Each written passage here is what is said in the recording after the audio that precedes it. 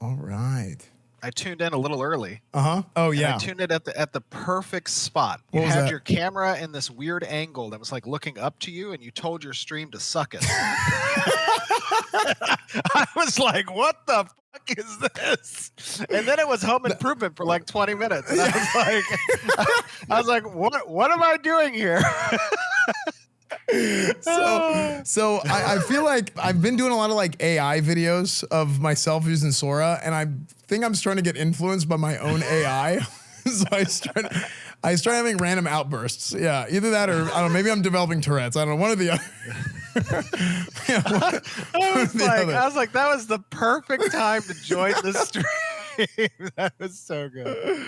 Yeah, no, that but was. I was surprised. The egg actually kind of, balanced a little bit. Yeah, it was a little wonky there at the end. I don't know what was going on with the whole. I think it was just like evil, just it's like probably dark the egg's magic. fault, to be honest with you. I think it's the egg's fault. It's got like a yolk or something. Well, as a streamer, as an MMO streamer especially, usually whenever something doesn't go my way, I have so many people I can blame, and that's pretty much the way that I go about things. So it definitely was the egg's fault. Mm-hmm. So how you been? You're one day out. Holy shit! Isn't that crazy? It is. It's a little scary, but it's also really like real. Mm-hmm. That we're a day. 2 weeks ago I was like, oh shit, we're 2 weeks out. A week ago I was like, oh god, we're a week out. Yeah. Now today I'm just like pacing around, reading the updates, being sitting in meetings, responding to messages, and I'm like, oh my god, it's literally tomorrow. Yeah, that's gonna be crazy.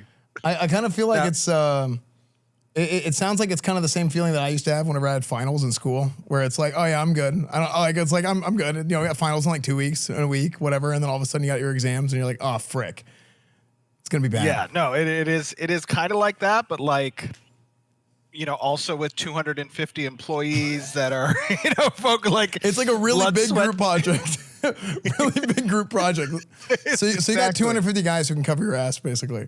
That's right. Exactly. Yeah, there you go. I made a post on X because last night I was trying to okay, I need to get some amount of sleep the day before and the day before that.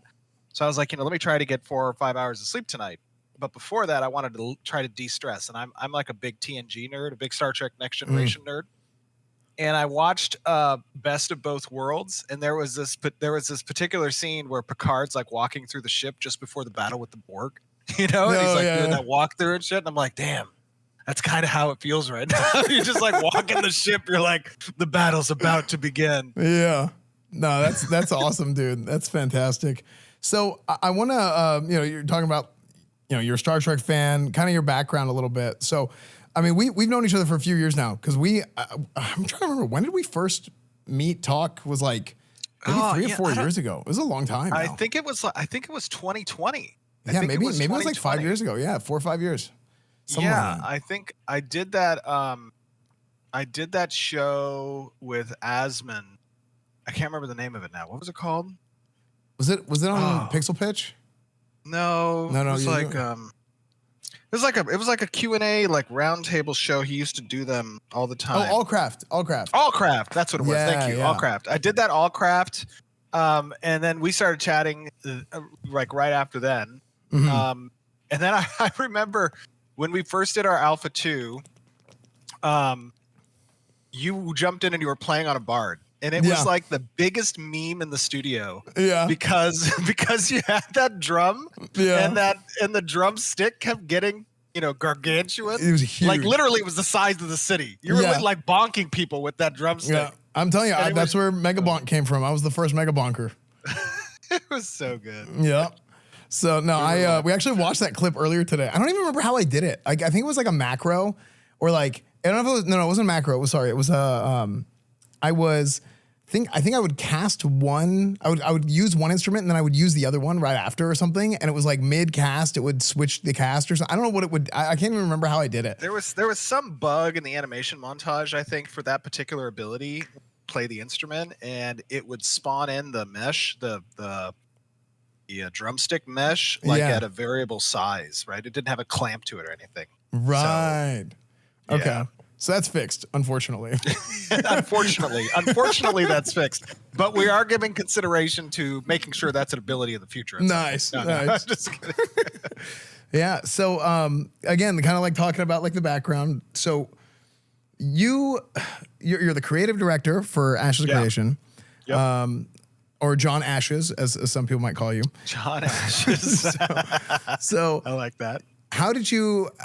This is all older information, but I just want to get some people caught up because I know even I've had like old guildies, like old Crusade members reach out to me like, oh, I didn't even realize Ashes was going into early access tomorrow until I posted in my Discord. Because I posted in my guild Discord, my old WoW guild Discord, and I was like, hey, I'm going to start a guild in Ashes for early access. If anybody else is trying it out or whatever, just let me know so that I can get everybody in. But like how did you get into this role? How did the idea for Ashes Creation come about? Your creative director, all that stuff, just to lay the groundwork. It's kind of a not typical story. Okay. So, my background is I have played MMORPGs since I was 7 years old. So this was like back in 1992 was my first MMO. Okay. This, for those of you who are old enough and remember AOL, back when you had to get on the internet and pay, you did a little phone thing, it would call, do the just whatever. And then you would have like a time tracker because you literally paid by the hour to use the internet. Remember that? It was like $6 you had minutes by the hour. You'd literally like refresh the minutes and shit. It was crazy. And there was a game on AOL called Neverwinter. And this was like almost it was like the first graphical MMORPG, but it was born out of like, the historical MUDs. And I got hooked like from the get-go. I was 7 years old. I was like rushing home. I was in fucking second grade playing on the computer. I was playing like Civilization 1 at the time, Syndicate. I was playing XCOM Terror from the Deep, like on floppy disk. There was like 7 floppy disks you had to get and shit. Yeah. And then I played Neverwinter, and I was like, damn, this is crazy. There's other people. I'm talking to them. I'm like a wizard. Fucking Dracolich just spawned a poison cloud over my ass and killed me. What is going on? Right. So I got like super immersed into the fantasy of it and the D&D aspect.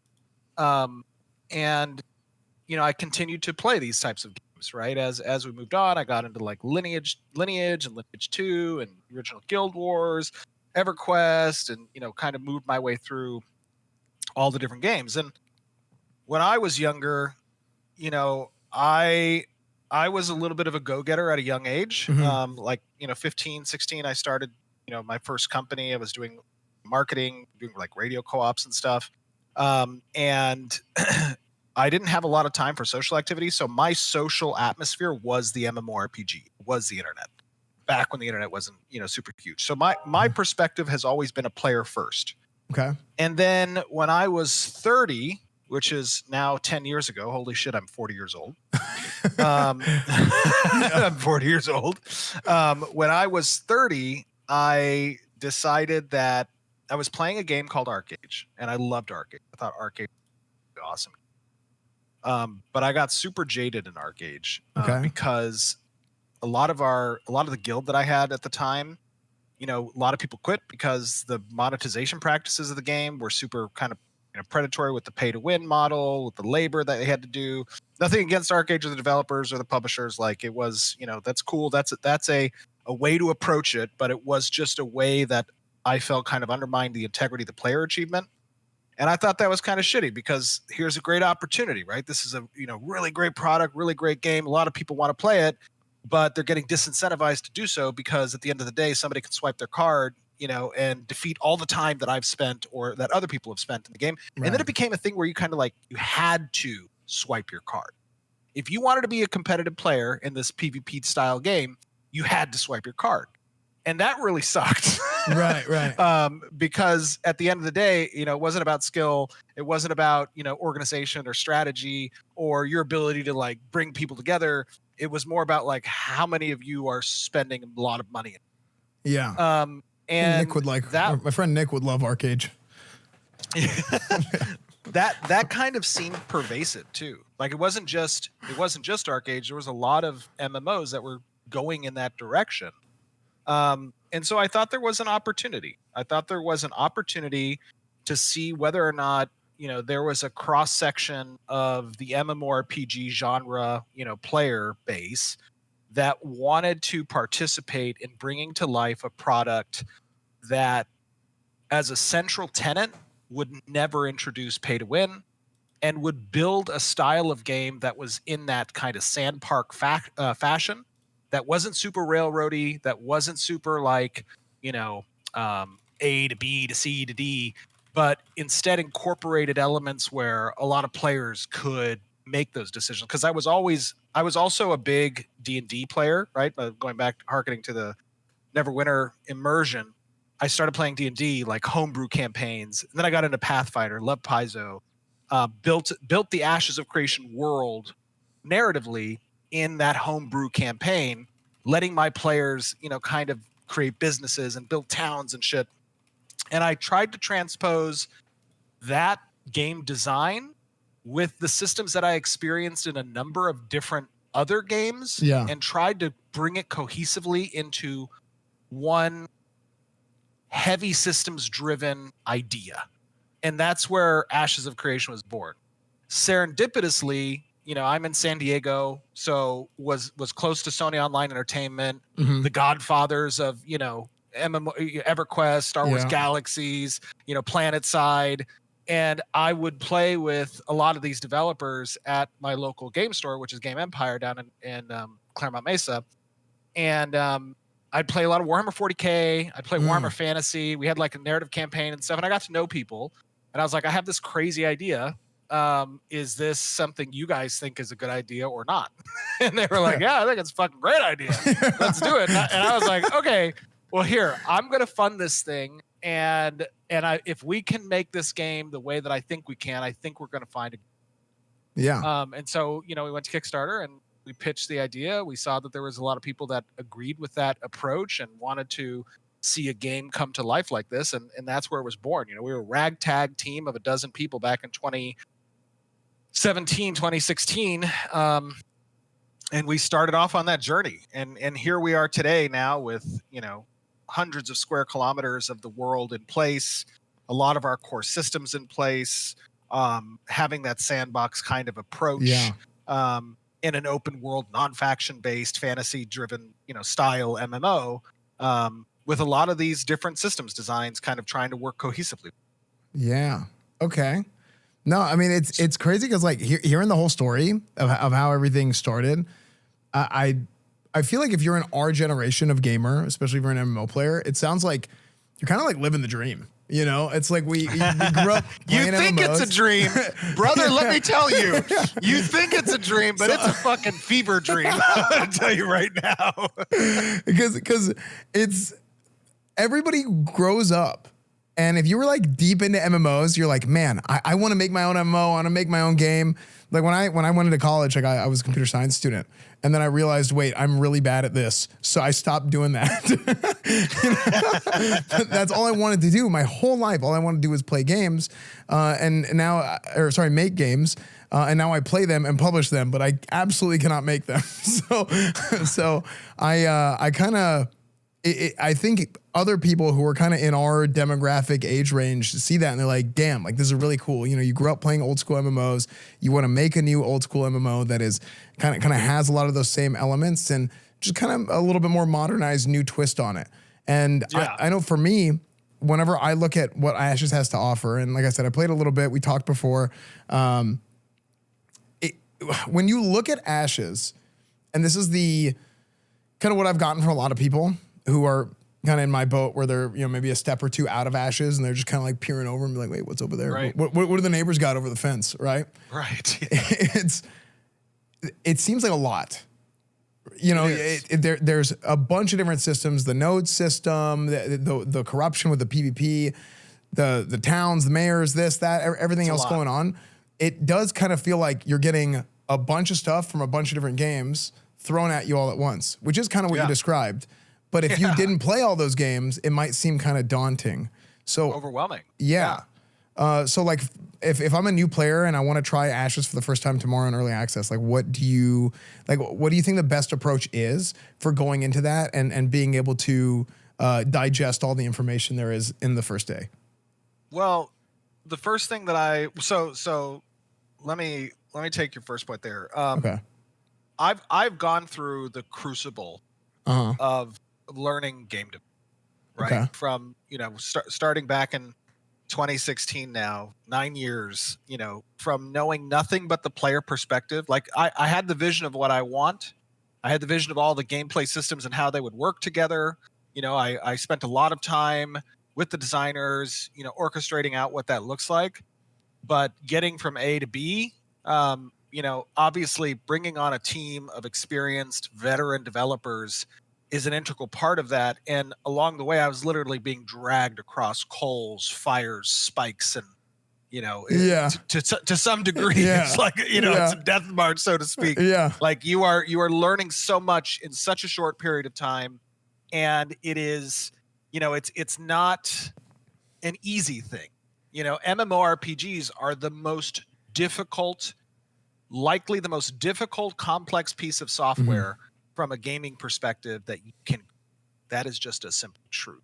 Yeah. And there's a reason why not a lot of companies or publishers invest both the time, money and effort in order to produce these. That's why we don't see a lot of them coming out. We'll see a shooter, every other week, but we don't see a new MMORPG hit the scene very often, especially one, that's trying to be as ambitious as we are. And to answer your question about the number of systems that we have, the overwhelming, amount of kind of complex systems driven design that exists, to some degree, that is part of the sandpark design that we're trying to achieve. We could very easily create a very curated, role play experience that takes you along a main story quest line, and brings you to an end game where, we're constantly trying to flood it with content. But I think there's games out there that do that already very well, right? There's World of Warcraft, there's Guild Wars, there's Final Fantasy. Like, if you're trying to produce a product that's going to compete with those games, you're setting yourself up for disappointment and failure, because they've had literal decades now to continue to reinforce those loops, reintroduce content into those loops, and out the gate, no project's ever going to stand toe to toe with them. Now, what I think helps the genre evolve and helps push it towards directions that I think, it should go in if we want to see these games get, more production, more titles come out that represent something new and innovative, is we need to actually innovate. We need to change things about the experience that we've had historically in these games. And the one thing that I would say to new players that is unique about Ashes is our settlement system and these sandbox type systems that allow you to kind of build the world up. Another thing that's important is engaging with the community. So if you're a new player and you're looking to, jump into the early access, and it's important to note, like, you shouldn't be expecting a completed product. We are not a completed product. We are in alpha, and part of the unique approach that we've been taking, and we get a lot of shit for and a lot of flack for, is we're very open in our development. So much so where you might, see bugs and issues that really interrupt the experience. But right now, we're not trying to make a great experience. We're trying to make great systems that ultimately will create a great experience. And in order to do so, our philosophy is that we should incorporate the player as part of that process, right? Because, oftentimes these products that when they come out, a lot of people, they rush to them. You'll see 1 million user concurrency, and then boom, it jumps off of a cliff. And the reason why is because those systems might not be what the player base is looking for, or it's a rinse and repeat of other systems that do it better in different projects, right? Exactly. And so in order to address that, what we're trying to do is we're trying to have these very open alphas and betas so that we can refine and iterate on these innovative approaches to ensure that when we do launch, that we're launching with something players want and something that's new, right? Something that's unique, that brings something different to the space. So for a new player, what I would say is get involved in the community. If you're looking to participate in early access and you want to see what we've developed so far, how it might speak to you as an MMO enthusiast or an MMO genre player, become a part of the community, join the Discord, participate in our live streams, give feedback on our forums, fill out the surveys when we send them, go in and bug report things. Like, don't go into this early access with the expectation that you're going to experience a completed game, but that you're going to be a part of creating the game that ultimately you will want to play. That is what the objective of this early access is really meant to provide people, that opportunity. And it hasn't really been done, I don't think, at the scale that we're trying to do it for a fantasy MMORPG, right? Like that is, it is unique in that sense. Okay. Yeah, no, I think that's I think that was a really comprehensive answer. And just having that sort of, I think a lot of people want that, right? Like everybody, all gamers, but particularly MMO players are very, very opinionated. And everybody wants to put their 2 cents in. And this is like an opportunity, I think, for a lot of people to, hey, like this is a game that is open to hearing feedback. So it's cool to have that opportunity to get to talk to you guys and give that feedback. And then it's your guys' job to sift through all the noise and be like, okay, this is good feedback. This is not going to work. Wait, we didn't even think about this thing. Let's add this. This is dead on. We should 100% do this, And I think that's cool. And I think that's really, that's the difficult part of game design. It seems to me as a developer, your job being, hey, don't just listen to the players, hear the players, and then come up with a way to address the issues that they're having. And it seems cool, like seeing like you guys kind of take that head on with that approach. Yeah, I mean, that is literally the lifeblood of our team. We've been now in our alpha for the last year. And, every day our community team is part of collecting that feedback. And then they generate reports that go to the developers, and the developers are part of the community. We're in the guilds. We are playing with the other players. We're eating, the food that we put out for everyone to participate in. And then we take the feedback and we take our own experiences and we are iterating on the designs, because it's difficult to build a thing and then try to change it once it's built. Right. Yeah. That is a very difficult prospect. And it's also very, wasteful from a production standpoint. But when you have the opportunity to iterate correctly during the development process, that's the best bang for buck, but also ensures that, we're not wasting time going down a system path that, perhaps players don't want. Yeah. Yeah. I see what you're saying. Yeah. It's like, it's an interesting thing, especially having to, for me, like just kind of dipping my toes into, the first alpha, then the second alpha. I remember I actually went back and I watched a video I did a year ago and kind of how I felt about everything. And I'll tell you right now, the first alpha, I was like, okay, like we'll see. The second alpha, I remember logging in, and at first I was like, I don't know, how much different it is. I remember opening up the map, having trouble with, finding where stuff was, and I was a little bit confused. I remember Soda rage quit and was like, he was like, I can't do this. And he just like literally ended his stream. Chat has told me ever since you guys have like reworked a lot of that stuff. So, yeah. So that's a good thing. Well, we spent obviously time, focusing on, new user experience, right? Including additional first-time user experience systems, getting players kind of acclimated to, the core gameplay loops. But ultimately, we've over the past year, there's a lot to do in the game now. We released an early access guide yesterday on our YouTube channel that kind of talks about, what there is in the game from a completed loop perspective, functional loop perspective, that people can participate in. And then we're constantly releasing, new features, new content, as we progress through the alpha, on our way towards beta. Yeah. Awesome. Yeah. So it's cool to see kind of the direction the game's going, and I'm excited. Do you think, Have you guys kind of made a decision on how you guys want to approach the transition from early access to launch? Like, are you going to do a wipe, or have you guys? Oh yes, yeah, we will do a wipe for sure. Okay. And that is on the on the Steam page. We talk about that. Oh, okay. There is a potential for there to be wipes in the alpha as well, in the early access as well. Just kind of depends, how we might need to approach rejiggering certain elements of the economy.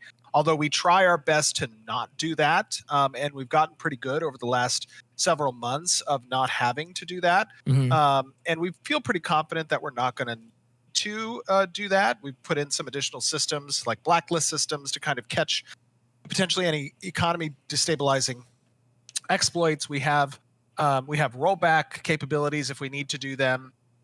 So there are a lot of safeguards in place to prevent that. But for sure, by the time we reach our commercial launch, we will have a full reset, full wipe, and then the commercial launch, we will kick that off, and that will be the start of the full progression line. Awesome. And just to clarify for chat, in case you guys are curious, tomorrow is the early access, and historically, I feel like early access, when it first became a thing, it took honestly years before people got out of the feeling of, well, early access is launch. Well, at first people didn't really know. They were like, is it early access? What is that? I'm playing the game.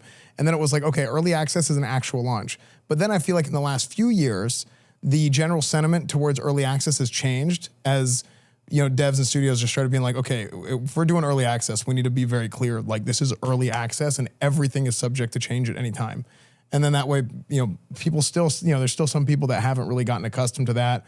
But I think people understand much better now than back in the day that, hey, early access is early access. Yeah, I mean, the reality is that, we are taking a unique approach, right? Mm-hmm. The way that we're building the game, the way that we are marketing the game, the way that we're exposing players to the game at this stage, it's not typical. We recognize that. We feel that it not being typical, there are actually a lot of strengths in that. Like I talked about, being able to iterate early, getting player feedback early, all of those things I think contribute. The other thing is that, we talked earlier about not a lot of these games get made. Not a lot of MMOs get made. Mm-hmm. We don't see a lot of them get released, and there's a reason for that. Yeah. They're risky. They are risky. They're very risky projects. And they're risky because they take a lot of time to build and a lot of money. And because of that, you'll find that certain publishers or development studios, they don't want to take the additional risk of trying to do something innovative, because that adds an additional layer of concern to a board of investors or to a potential publisher. And as a result of that, we can see that innovation get stifled. Yeah. And that kind of sucks. If you're a lover of this genre and you want to see more of these games and you want to see these games done a little bit differently, there's not really a financial outlet to ensure that the people capable of delivering these games have the opportunity to do so. Right. Because people just aren't putting money and time behind it.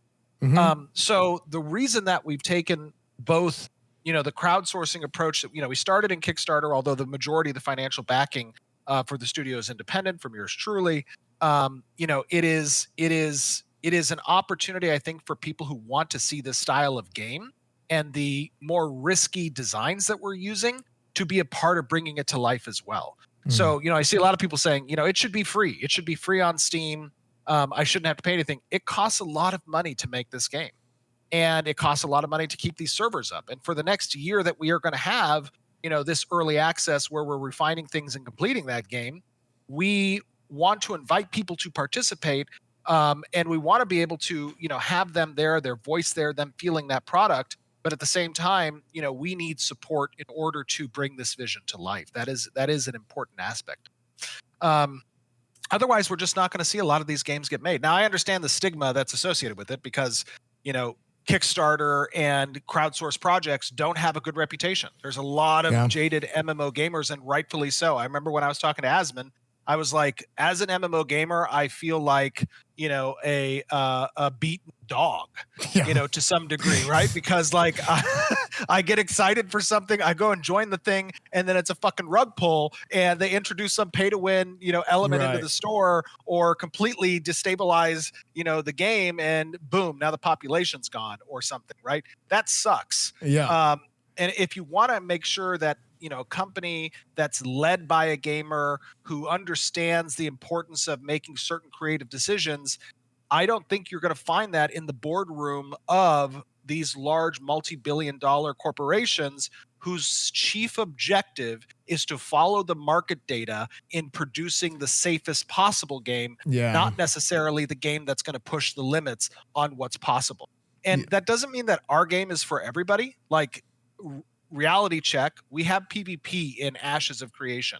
Mhm. That means by default, a large portion of the MMORPG demographic is likely not going to be interested in playing Ashes of Creation. Mhm. But at the end of the day, there is a large enough group of people who want to see a PvX style MMO that it can support healthily a good game that's built with that design philosophy intact. And that is what we are banking. Yeah. Well, actually, to that point, that's a great segue. I want to talk a little bit about PvP, the concept of PvX. Not to be mistaken with Latinx or anything of that sort. PvX it's like PvP, PvE type of thing, right? Right. Yeah. So it's one of those things where you're trying to go right down the middle, with PvP and PvP type of content. Is that right? Well, yeah. So okay. So let's talk about PvX. Well, what really is PvX, and how is it incorporated into our design philosophy? Okay. PvE is a state tree. Like everything you're doing in a PvE experience is a curated, designed state tree that some AI is behaving behind, right? So, if the boss I'm fighting has a certain rotation of abilities that it's going to use, predicated on certain, actions or activities of the players, or incorporating, environmental hazards, like all of those things are pre-orchestrated and curated by a designer. And you can have a lot of fun and a lot of very difficult, um, encounter design that's incorporated in that. Me personally, when I play games, I get a little bit bored of AI driven behavior, right? I don't find them as compelling.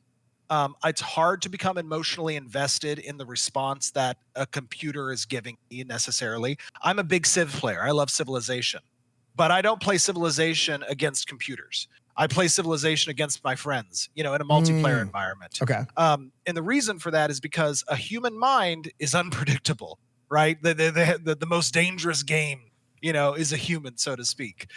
So when we think about how does PvP intersect with PvE, PvX is the marriage of those two things, right? It is the fact that you can keep a curated design for a PvE encounter. You can keep the elaborate raid bosses. You can keep the elaborate dungeons. You can incorporate really interesting and compelling curated designs in the game. And then you have a separate vertical that is dedicated to player threat. And player threat now becomes an important element that you have to consider, because players can interrupt, participate, compete with the objective or incentive or reward structure that you're pursuing by trying to complete that PvE content. Okay. So, for example, we have a Harbinger area that's being introduced as part of this December 11th early access. Those Harbinger areas are basically massive comets that impacted the world of Vera, and from which flowed these ancients that are the primary antagonist of the story, these forgotten children of Vyra, who is the goddess of creation. She turned her back on them because they pursued corruption, and now they're here to pervert every element of nature, right? These are the AI antagonists of the world that you're pursuing, to remove from Vera, the world of Vera. But they exist within a lawless territory, which means that players can fight each other in those areas as well. And the reward structures that exist within these dungeons or against these raid bosses, they need to be accomplished while also taking into consideration the friends or foes you've created in our non-faction based world. And that's the PVX element that, that we try to incorporate. It is a representation of risk, right? And risk is a way that you value reward or opportunity. It is a risk versus reward dilemma that we're trying to present to the player. Yeah. Okay. So for me, like I'm a PvP player. If I'm playing an MMO and there's no PvP, I'm one of those people. I just tend to get bored. Right. That's the daily gameplay loop of me logging in to do like an arena, a battleground, world PvP, something like that. It's not to come in and do like quests and level a character and dailies and so that's not for me necessarily. So I'll do those things if it leads to that. Yeah, if you inspect, exactly, that's right. If you inspect why it is that's the case for you, you are likely looking for an emotional investment. You want to dunk on someone, not something. Right. Not a piece of code. Right. You don't give a shit. The piece of code doesn't hate your guts because you beat their ass in an arena or something, right? But that other person on the side of the screen, they're going to be pissed. Yeah. And that gives you some degree of satisfaction, right? That is an emotional payoff. Yeah. No, which some might say is a little, some serial killer vibe. And it is. Like, I mean, it is in the vein of that gene to some degree, right? I mean, I think it's just sometimes you want to like, you want to play for something more than what's tangible, right? So like, correct. The daily, like doing your dailies and stuff like that. That's like, I want to give a good example of in Burning Crusade patch 2.4, they added the Sunwell and the Isle of Quel'Danas in classic in WoW, right? And whenever they added that, they added a daily quest hub in a contested area right outside of the brand new raid zone, which also right next to it had a new 5-man dungeon. So because this ended up turning into a hub where you had to leave Outland and go back through the old world, a lot of traffic. So I remember I would come home from school in that patch and I'd go do my dailies and I'd be so excited to do my dailies because I was going to get to PvP while I was doing it. Yes. And you'd be fighting over those little spots and it was great. Perfect. It was super fun. Yes. Now, it wasn't like that so much in classic 2021 whenever I played, but I mean, I just played the game a little bit differently then, right? Right. Different layers, servers, all that stuff. So with that being said, kind of having that sort of mentality and going into it like that, I think sounds really fun for somebody like me. Now, the concern, and this is a big reason why you were talking about how like PvP for a lot of people in the MMO genre is not super popular.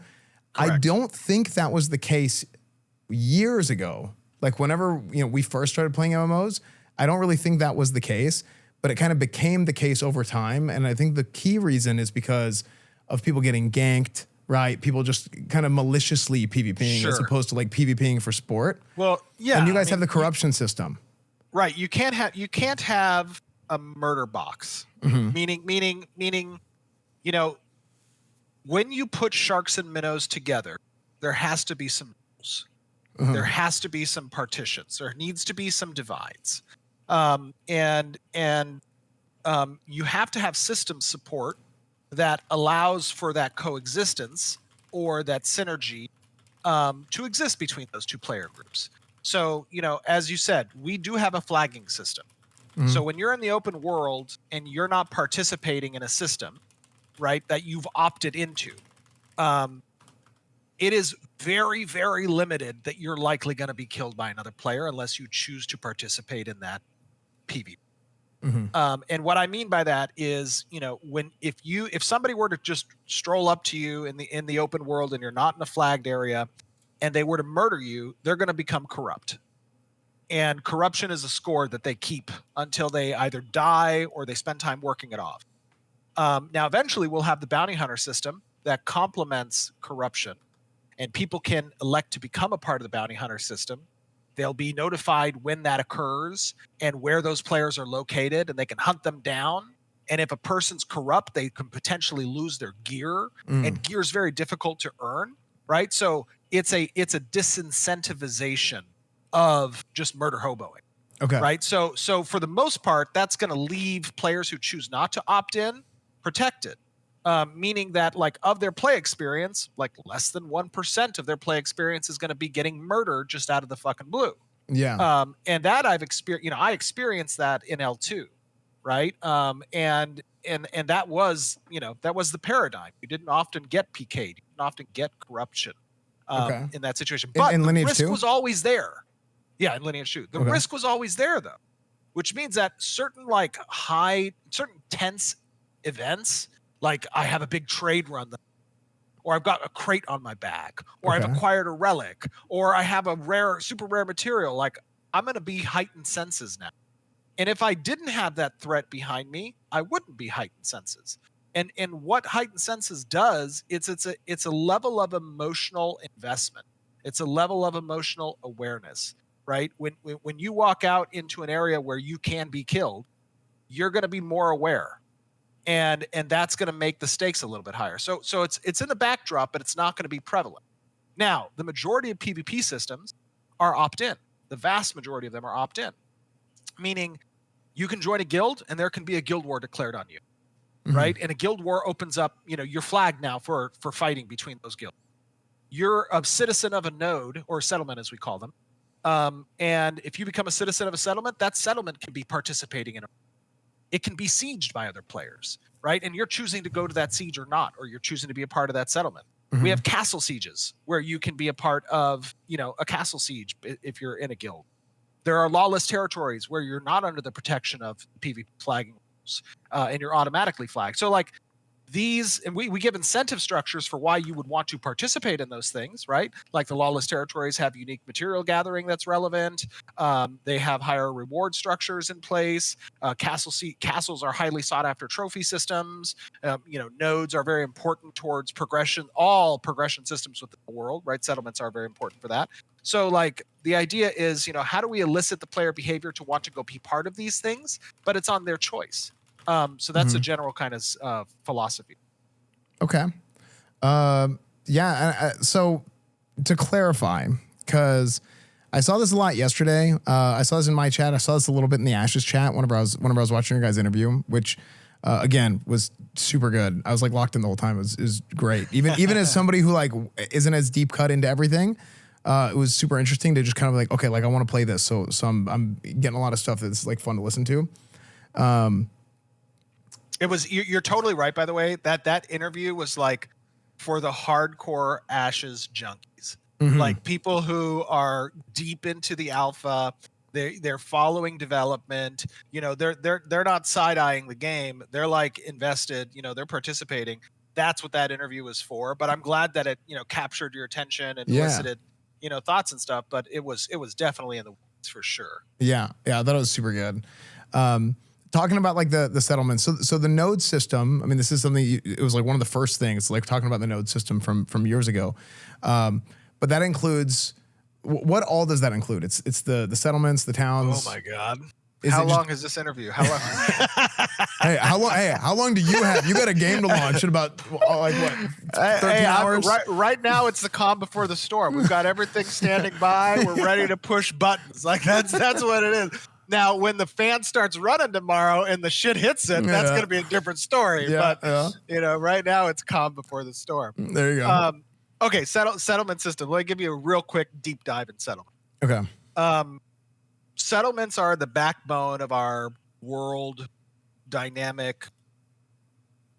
In traditional MMORPG structures, you have established cities. These are generally quest hubs. You progress through them as you make your way down the MSQ.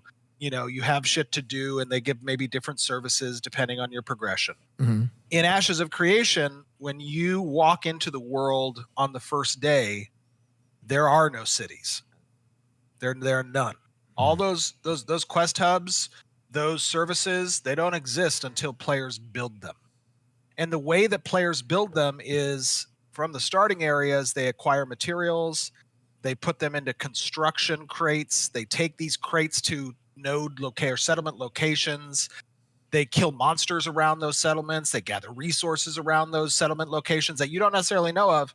And when enough things happen, you'll see a settlement propagate to the next stage. Okay. And the first stage of a settlement, is a wilderness. You don't see anything there, and then it moves from a wilderness into the first stage, which might just have a few NPCs, may have a couple of tents. Those NPCs now hook into some narrative structures around the points of interest around you. They might offer a vendor table or so. It's kind of unique to the space. Then it'll move into an encampment. And at the encampment, you're unlocking additional resources, additional vendor tables, additional services, and you're tying in, to more of the surrounding area for commissions to do and quests to do. Mm-hmm. Then when it reaches the village stage, the third stage, now you're bringing online player government. You can become a citizen of this particular settlement. When you become a citizen, you pay taxes. You eventually will be able to purchase a home within that settlement. We've recently disabled the freehold system, but we'll be re-enabling it in the next month or two. And introducing static housing as well as instance housing within these settlements. Okay. And at the village stage, these come online. You can elect a mayor. The mayor has agency over the types of commissions and quests that particular city is going to offer. That's important because it attracts players, and players give taxation, and taxes are how you fuel the settlement's development. Mayors select which buildings need to be constructed, and players have to contribute construction crates to those buildings in order to build them up. Those buildings have unique vendor tables and unique services within them. So you become invested as a player, even if you're not necessarily the mayor. But if you're a citizen of a settlement, you become invested in the successful outcome of that settlement and its progression, because it is a direct corollary to your power progression and your accessibility to the world. And then after the village stage, it can become a town. And then eventually it can become a city. And each of these steps, it's unlocking additional services, additional building types, additional, resources. Now it can house relics. It can establish trade agreements with other nodes. It can trade, build relationships and alliances, or it can go to war with other nodes. In a non-faction based game like us, it was important to create pseudo-faction systems. Yes. Meaning like ways for players to align themselves with other people and to create adversaries. Because again, if we talk about the emotional investment, you dunking on some person, outside of this cave, that's going to create animosity. It's going to create friction. And the pseudo factions give you a way to express that friction through some of the systems that we have, like guild wars and node sieges and stuff like that. Can you set, like, is there like a set of like laws like that are like not like non-RP, like mechanical laws for the settlements that you can set? Okay. Yeah. So settlements are intended to have policies. Okay. Policy decisions get voted on by citizens and selected by mayors, and it uses an energy called mandate, which is predicated off of the election success of the mayor. Okay. Once that mayor institutes those policies, they can take effect, and they can radically change game rules under the purview of that particular parent in the vassalship structure. So settlements can take over or vassal other settlements, depending on. So, like, if you have two settlements next to each other, and one of them is progressing much faster than the other, it can vassalize the smaller settlement. And then it becomes essentially part of that nation, so to speak. Now, it'll get benefits and it'll get resources from the parent or the sovereign. And then there are opportunities for trade. There's opportunities for relics to be acquired and policies to be enacted that might change the dynamic of some of the rule sets within the area. Okay, but these are like mechanical rule sets that are built into the game. That's correct. Yes. Okay, sick. Hey, could you like secede? No, you cannot secede, but you can renounce your citizenship.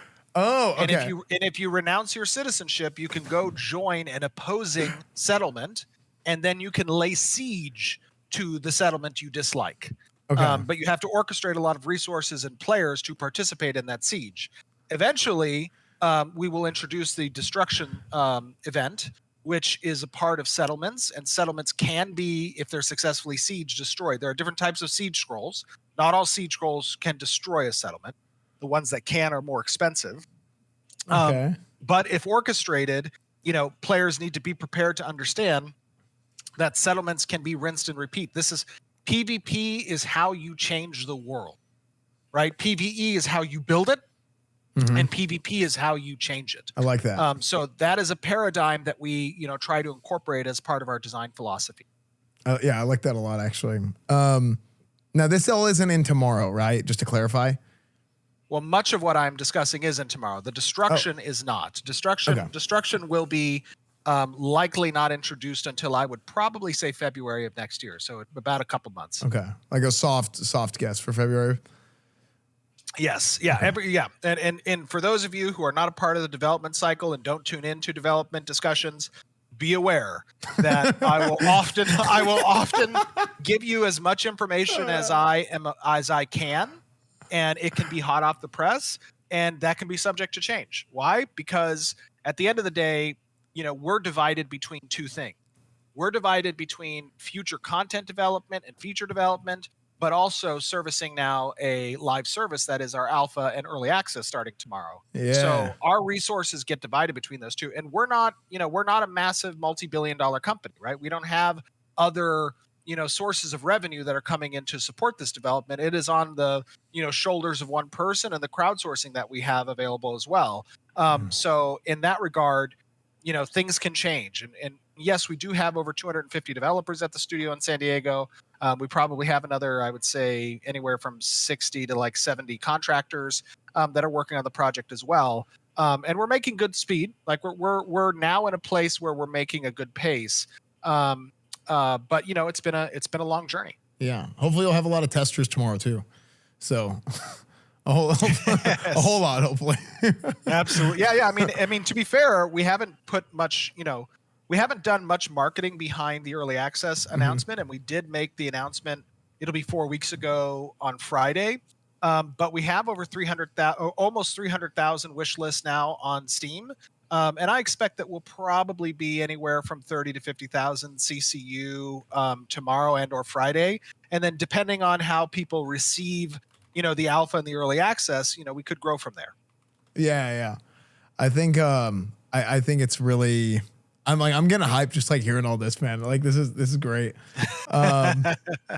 Yeah, dude. I think a lot of the stuff with the settlements, how the nodes play out. Also the idea of there's no factions. It's factionless. But you have the kind of your own player made factions through the guilds and through the towns and stuff.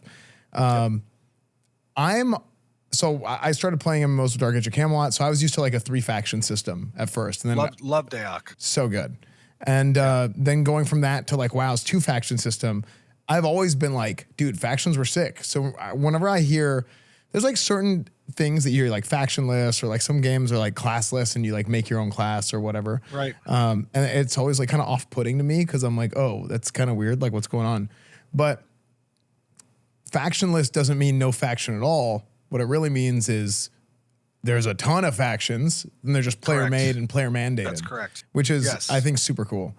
I mean that is leaning into the Sam Park design here.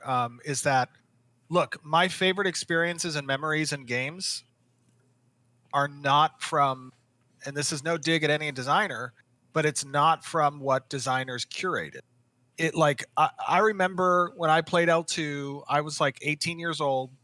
And I was sitting in Huron, which was a city, one of the big trade hubs. And I went to DVC, Dragon Valley Cave, and I got into some altercation verbally with a party there. And I threw down and they threw down, and we PvP'd each other. And then I called my friends, and they called their friends. Classic. And we met outside of Huron. And we would die and respawn, and we would, just murder each other. Now, L2, when you died, you lost 4% of your level. And if you got a res, you could get 2% even in PvP back. Yeah, even in, especially in PvP. Are you kidding me? Especially in PvP. This was back during I think this was a prelude. Okay. So later on, they changed that a little bit. They snowflaked it a little bit. But 4% at the time, right? And that was a super hardcore Korean grind fest, like beyond Korean grind.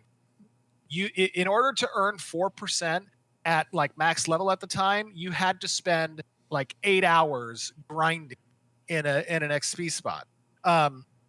Anyway, so we had that fight that was going on outside of Garan. That fight lasted like 12 hours straight, and it was just nonstop. Get up, resurrect, go and fight for more. And I remember that event like it was yesterday. Yeah, the real 12-hour war. Like a straight 12-hour just fucking PvP event. And it was a lot of fun, right? And eventually that led to a 2-year-long, bipolar server of my alliance versus the enemy alliance and fighting at sieges constantly. And it was a lot of fun. Like, yeah, I went to a Comic-Con one, I think like a year after that. And I was sitting in line at NCSoft's booth, and they were like, "Oh, you play L2?" And I'm like, "Yeah, I play L2." And they're like, "Who are you?" And I thought to myself, a moment that they asked me that, shit, if I say my name, this person's either going to hate me or gonna love me. I'm either going to get murked at this convention, or I'm going to make a new friend. That's amazing. That's essentially what happened. And then later, I was playing Arcage, and this is like 10 years ago or so. And in Arcage, they had a Kraken that was a world boss that you had to fight over out in the open sea, right? It's all open flagging. And that was a faction-based game. But we had like hundreds of people. There was a 22-hour-long fight that was just all ships fighting each other, trying to compete against one another to take the Kraken raid boss.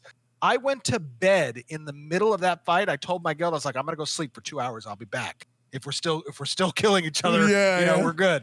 And I came back and we're still fighting. I mean, amazing. Those are the types of like experiences that you really cannot replicate as a designer. Yeah. And you need to develop systems as the designer that give the tools to the players to repro those types of experiences, because those are what's going to live with those players forever. Yeah. No, I think you're absolutely right. I mean, I think back to like some of my like just memorable things that happened in classic WoW, 2004, 2005, that did not happen again in 2019 or 2020. And now I had a lot of fun in 2019, 2019 and 2020 as well. But it was a different kind of fun, because just the times have changed, things have changed. And you're right. It's hard to like replicate that. And back then, some of those great moments, they kind of happened on accident.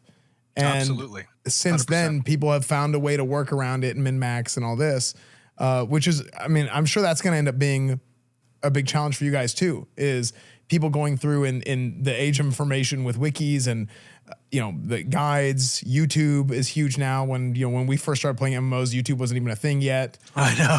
So all this stuff, live streams, right? We're on a live stream. Right. All this stuff, information travels instantaneously. So all those channels that you're talking about are really just social reinforcement structures. There are ways for us to connect, listen, hear, talk to other people. And at the end of the day, an MMO is really just a byproduct of that social connection. One of the things that I find difficult to enjoy in modern MMO design is the emphasis on solo gameplay. While I think there should be ways for players to progress solo, because we always don't have time to get in a group and do the more elaborate aspects of it, but design should be pushing you to those social interactions. They should be incentivizing you to make friends, develop groups, build guild structures, be a part of citizenships, join social organizations. Like, ultimately, it is a massively multiplayer role-playing game, not a role-playing game. True. Those two things have to live together with one another. So another emphasis that we, try to incorporate as part of our central tenets and design philosophy is building systems with that in mind. How do we help players become social or engage with one another? And it's not through, a group finder, it is actually through presenting them with challenges that make them think, okay, shit, how do I get around this?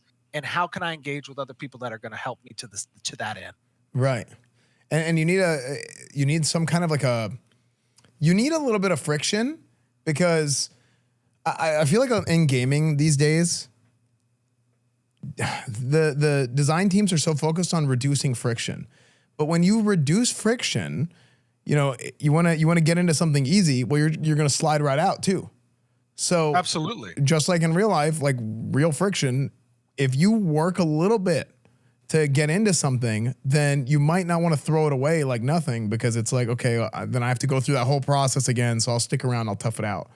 Absolutely. And Group Finder is like a great example of that, right? Where somebody is like, okay, this group sucks, and then they just leave and they'll just queue again. 100%. Yeah. I mean, it's that relationship of risk and reward. If there's no risk, and risk being the time spent or the friction or, you know, whatever, then the reward feels lackluster. It was not an accomplishment to achieve that thing, you know, so to speak. And I think that, you know, a lot of companies, a lot of developers, a lot of games, they look to mitigate that friction because it's an opportunity to lose the player. But I think what they don't stop to take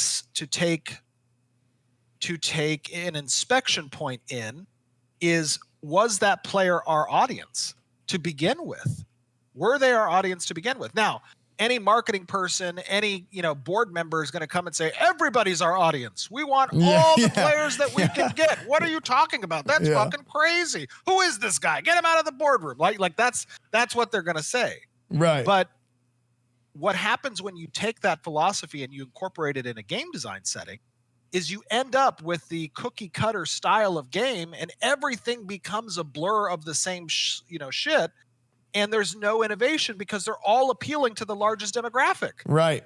And everybody ends up trying to make the same game. And then you're trying to, by trying to make the same game, you're trying to beat, like you're trying to fulfill a role and beat another game that's already there. And then it's just, you're never going to do that. Like, no, you're never going to have a Final Fantasy 14 killer or a WoW killer that is just 14 or just WoW, for example. Totally. Like that's not what it is. Absolutely. And it shouldn't be your target goal. Right. Your target goal should be to identify who your golden cohort is. Who is your audience? Mm-hmm. And then you build the design around that audience. Yeah. Not outside of that audience, not to capture everyone, because then you don't have anyone, so to speak. Yeah. Right? So what we do is we hone in on this PVX philosophy, risk versus reward, the no pay to win, the no pay to convenience. You know, that is what we try to focus in on in our and sandbox design, dynamic world. Like those are our tenets. That's what we try to develop. Yeah. So a lot of times people talk about like old school gamers, or like, let's say somebody's like a really sweaty MMO player who's like just a guy who's like a parse lord, always trying to push the numbers and, you know, min max everything.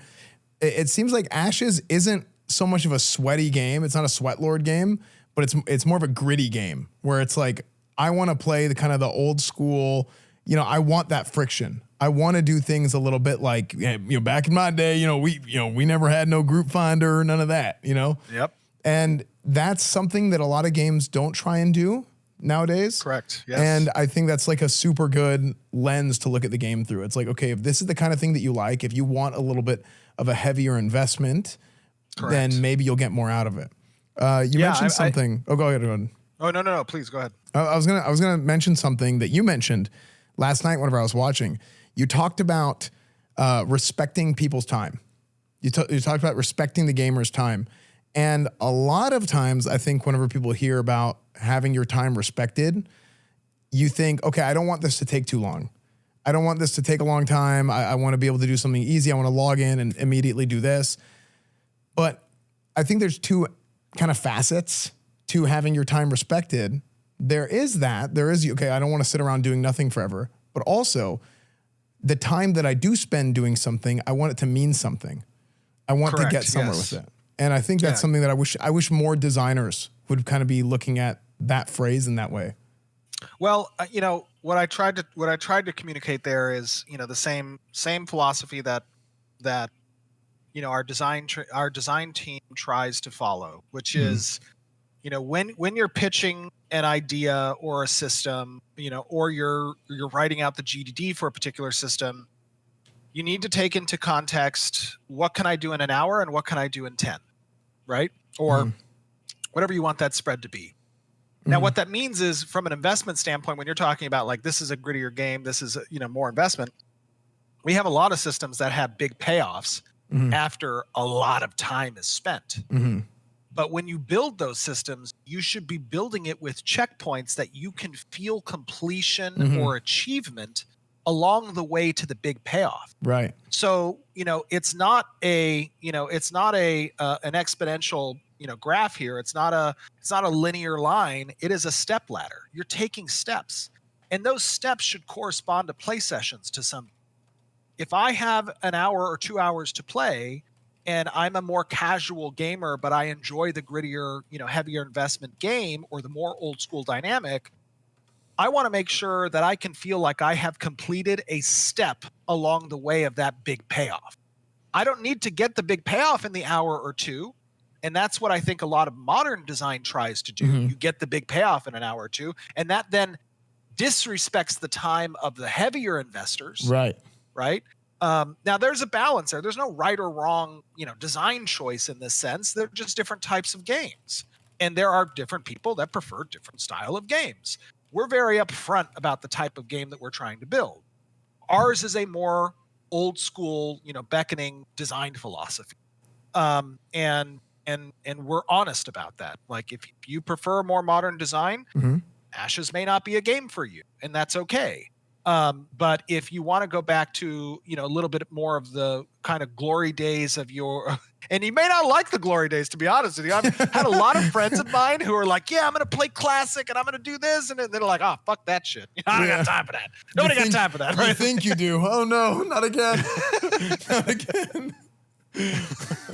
No, that does happen 100%. It's sometimes the memory of something is different than, actually going into it. So totally. 100%.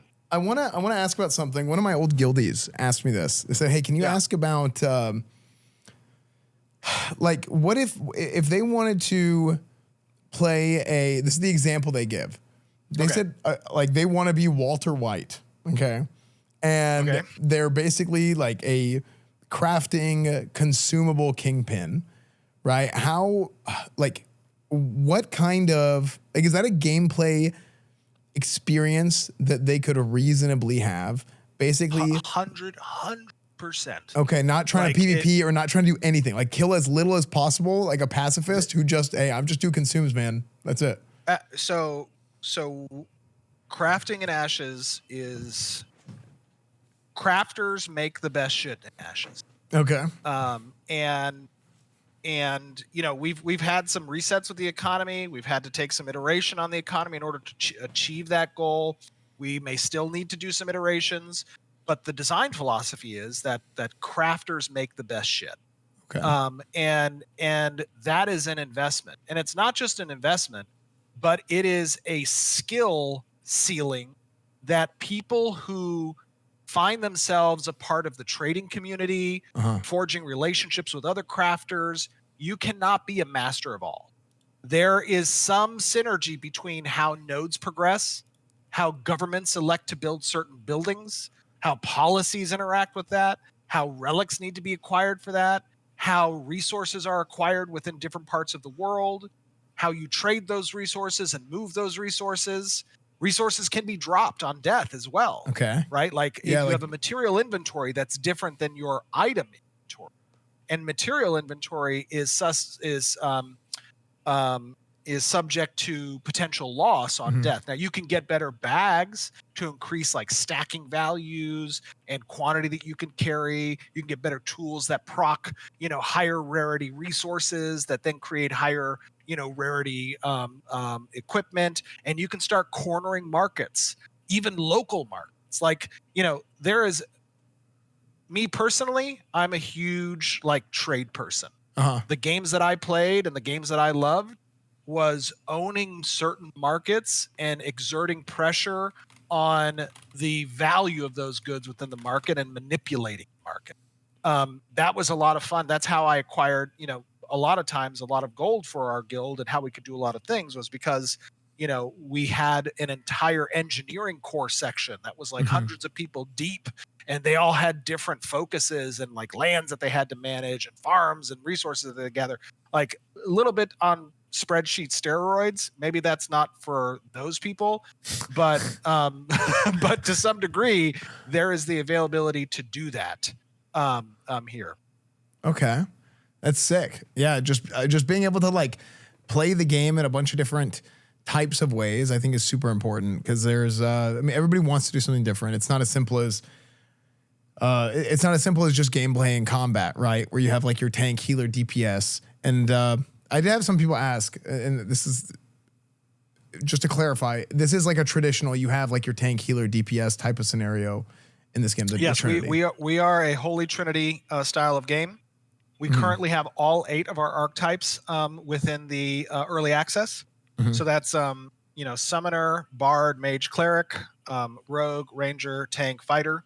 And then eventually we will be introducing the class system, which stands, you know, aside of the archetype system, where you will select from those 8 archetypes again, and that will give you abilities to, you know, create your class, and you'll have class fantasy abilities that relate to that, and you can augment the core abilities.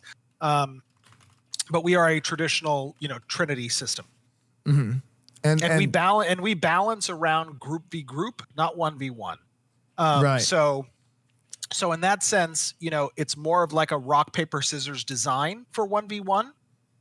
And there are 40, you know, our raids are 40 people deep. So raid content, you need to acquire, you know, 40 people. Our group size is 8. So you know, there are different types of ways to cut that group depending on the content that you're trying to complete. Which I think, by the way, this is my opinion, way better approach, doing it through like a group balance as opposed to like a 1v1 balance. Like something, I'm just gonna talk about like Classic WoW for a second, because that's where I have the most experience. Something that happens in Classic WoW that historically a lot of people talk about, like Classic WoW is rock, paper, scissors. And it's, if you 1v1, it's like this class beats this class, which that class beats that class, that class. But what happened over the years is people started to figure out the meta, and they figured out different things that they can do and play the game. It's like, oh, this game is actually like way more balanced. It's not 100% perfectly balanced, but it's way more balanced in PvP, not so much in PvE, but in PvP than we originally thought, because of things like crafting with engineering and just having other consumables and stuff like that, which it seems like Ashes might have a little bit of that too, with how big of an emphasis there is on crafting and just being able to get different sort of items outside of just your class alone to fill in the gaps. Absolutely. So we let people fail.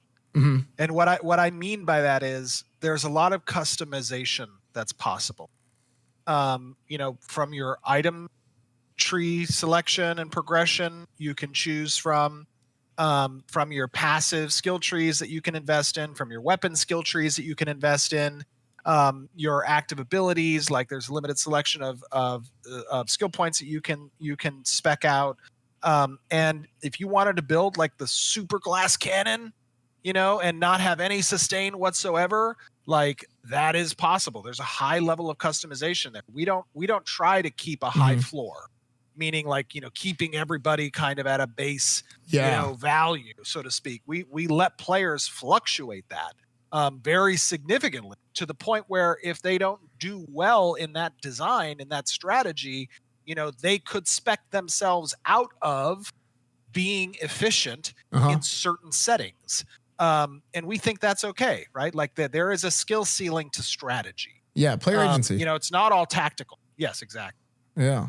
Yeah, it's like you can make a bad decision if you want. You can understand, hey, this is a bad decision, but you know, go make it anyway, and then you can kind of adjust your gameplay off of that. I think that's great. I think that's super cool, because totally. That's the way that I play most games, is by making the worst decisions I can. So, and again, like if you think about other projects, other companies, other products, that is a friction point. Yeah. If you let somebody build themselves into a hole, they might just give up and be like, "Fuck this." Yeah, they try. Right, like you need to protect the players, but sometimes they do it too much, and they never take the training wheels off. So then it's like, 100%. Okay, well now I got the training wheels on, so like I can't do certain things that I really would like to do to really try and push the limits. So yeah, no, I think that's a super cool way of looking at it. Let me see. I had another question here that a friend of mine asked. This is a friend of mine, Sardako, was, so, you know, we come from classic WoW. There's a heavy botting problem, you know, and if you don't want to talk about it too much, because oh no, that's okay. We can talk about it. Yeah, because I mean the thing is, it's a cat and mouse game with these kinds of things where you don't want to, maybe you don't want to give out all your methods of how you're going to stop bots, but this is clearly something you guys have thought about. Absolutely. Yeah. Yeah, I mean, look, the bottom line is that where there is demand and interest, you will always have a counter push to our efforts. Mm-hmm. That's always going to be a thing. Maybe there will come one day where advancements in AI, being able to leverage behavioral metrics to, better identify suspicious activity and or suspicious transactions, brings that, level of accuracy up to a point where it really diminishes the capabilities of bad actors to engage on that front. I do believe that is around the corner from a development perspective. But on the flip side of that coin, you're then going to have the opposite push from their end, utilizing the same tools, but perhaps it might be some lag in order to accomplish that. Yeah. What I will say is that we obviously try to be as cognizant as possible of RMT, of botting, and even in our alpha, for the past year, I think we've taken permanent ban actions against over 1,000 different accounts. Nice. So what's front and center in my mind as being a player first perspective is that I need to protect the integrity of the play space, because at the end of the day, any progression based game where the player's time needs to be respected, their investment needs to be respected, their accomplishments need to be protected. This is one of the primary spokes that the company must invest, not just at a technology standpoint, in ensuring we have the proper tool sets and ensuring that we have the proper business intelligence and analytics and, things that we can act on, but from a CS perspective, from a game team, perspective, from a community management perspective. And I will say that, when you're balancing the development of the core feature systems and the core content systems, with that in mind, we have invested a lot of time in ensuring that we have the proper tools and the personnel to address those issues. And we haven't always hit the right mark in balancing that during our alpha. We've been very focused on ensuring systems development has been in a place where we want it to be. But now that we are entering Steam, we have brought online some additional systems there. We have, easy anti-cheat as a system that we use as well. And we feel pretty confident. In the tools that we have available to us, and we're going to continue to invest in those because, like I said, protecting that integrity is at the end of the day what keeps the play space important to the player, feeling like they can get a return that's not going to be undermined by some cheater. Awesome. Okay. Yeah, inevitably it's going to be difficult with, you're still building out the game, and that's the whole thing. So you can't it seems like you can't commit everything in the world to try and stop it, but you're doing the best you can, because it's going to be, if it's not, I mean, it is an issue and it's only going to get worse over time, but hopefully the development is going to continue getting better for like different tools and stuff to be able to stop it. So yeah, no, I get that. Yeah. My philosophy there is that the tools developers have over this next decade will be faster in implementation than the tools that the bad actors will leverage in response. So there might be a little bit of a golden era in how we address, so long as the company's willing to invest in that, right? And we are in that. I believe there's going to be a little bit of a golden era, kind of an eye of the storm moment where, the tools significantly surpass the abilities of the bad actors to respond. Okay. You mentioned Steam. You decided to, hey, we're gonna kick off early access with the Steam release. I think, and I want to clarify a couple things because I may be wrong. Whenever you first mentioned it, originally there was no plan to do an account merge, but now you can do an account merge. Is that right? Yeah. If you we have millions of pre-registrations on our website.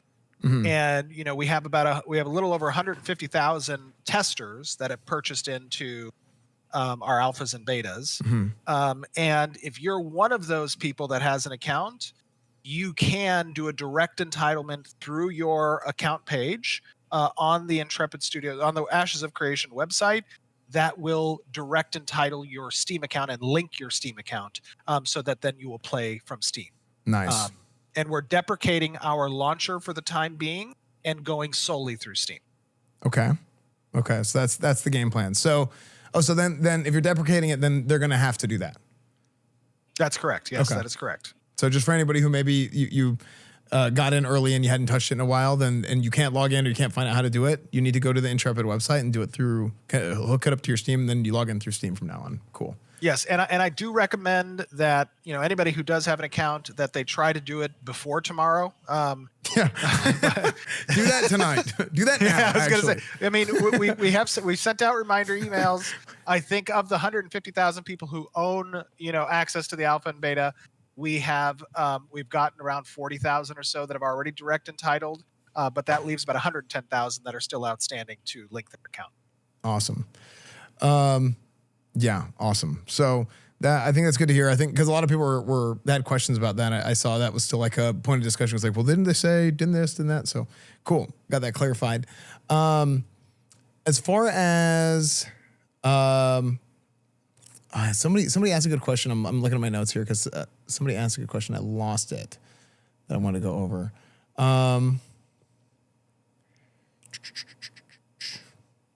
Well, I'll find it later. We'll go back to that in a second. And I'll just say so deciding to go to Steam, that was like, how did that decision kind of come into play? Moving away from having your own launcher. So,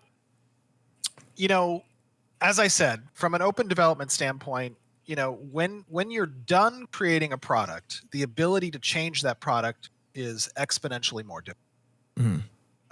And we have had a phenomenal community that has accompanied us to this point and gotten us to this point through their feedback. I mean, if you remember when you played in Alpha 1, our combat system was completely different. Yes. Our network layer was completely different. We had to rebuild that entirely.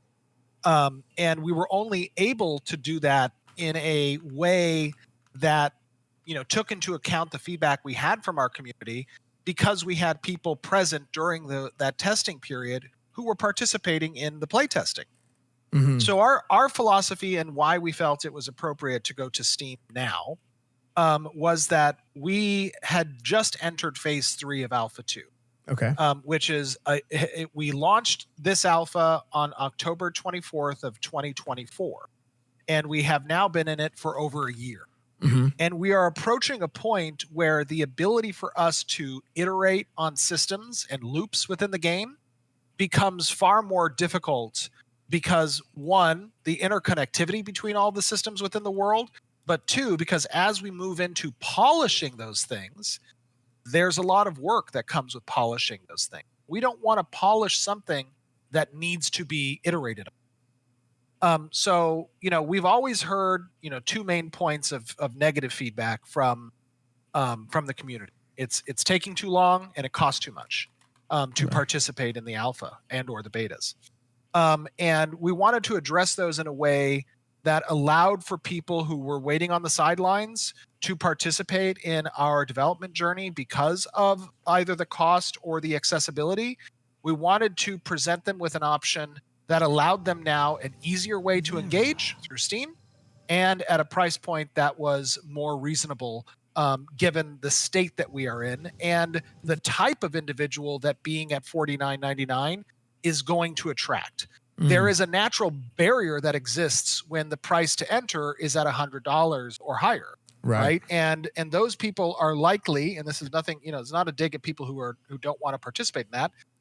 Active development and supporting a product in development like this is not everybody's cup of tea. We get that. We understand that. I've constantly said, if you do not want to participate in supporting the game, in supporting its development, or participating in the alpha, we don't put an NDA on it. You can watch a streamer. You can give your opinions through that as well. This may not be your cup of tea, and that's okay. We get that, but now it's more accessible, and now it is at a price that, you know, in my opinion, and as at a stage in phase 3 where the product is more corollary to an experience that is enjoyable and has, you know, hours and hours of content, and allows that player to also participate in the ultimate fruition of the product. So that's why, you know, that's why we kind of went to Steam, and we thought that December is a great month to do it. People have time off. We've seen, you know, this year has really been shitty for the MMORPG genre.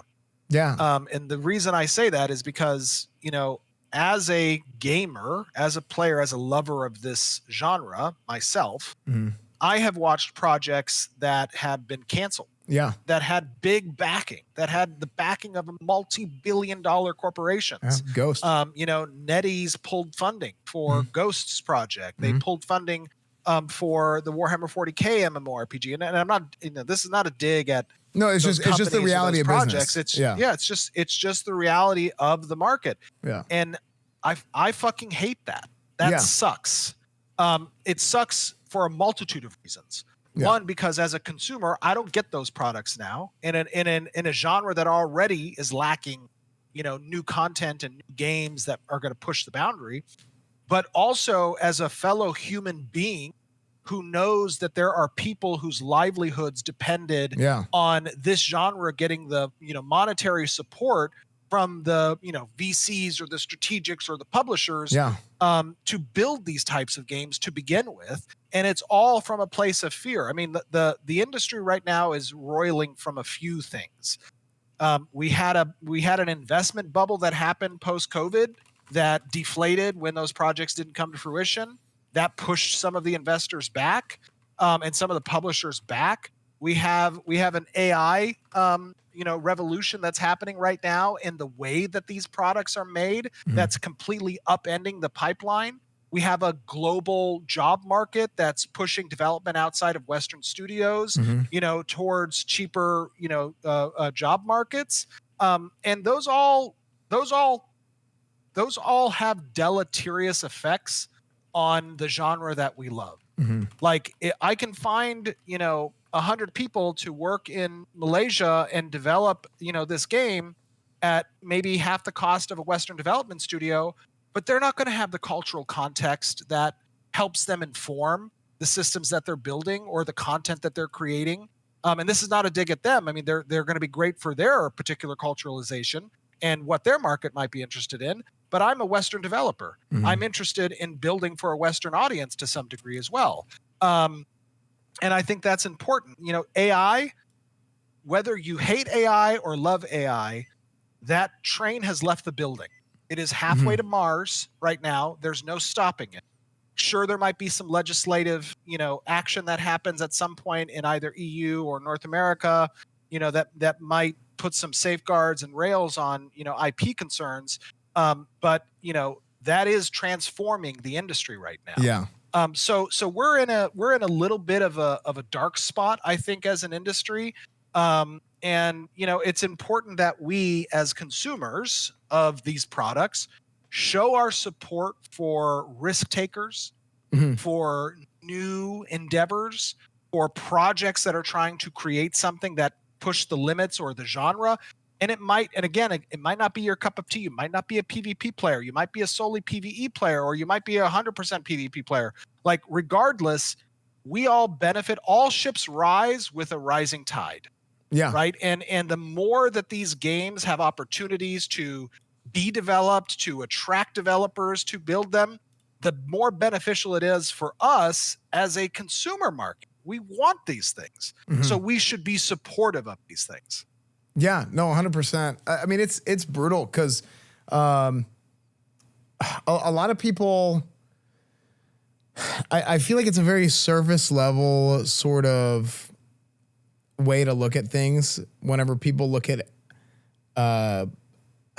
competition as only competition, right? As something that can take away from what you're doing. Because in reality, super tribal. It's not good. I mean, it's funny because even with MMORPGs, you have this sort of there can only be one mentality. But what we've learned over the course of the 30, 40 years that MMOs have now existed, it's been about 40 years now, right? Close to, right? If you're going back to your old Neverwinter days. It's been 35 years, almost 40 years. Yeah. So if you look at that, there's a bunch of different types of MMOs. Old school 100%. RuneScape is not like classic WoW. They're two completely different genre of MMO, which is going to be completely different than Ashes, which is completely different than Retail, which is completely different than 14. They're just all different, right?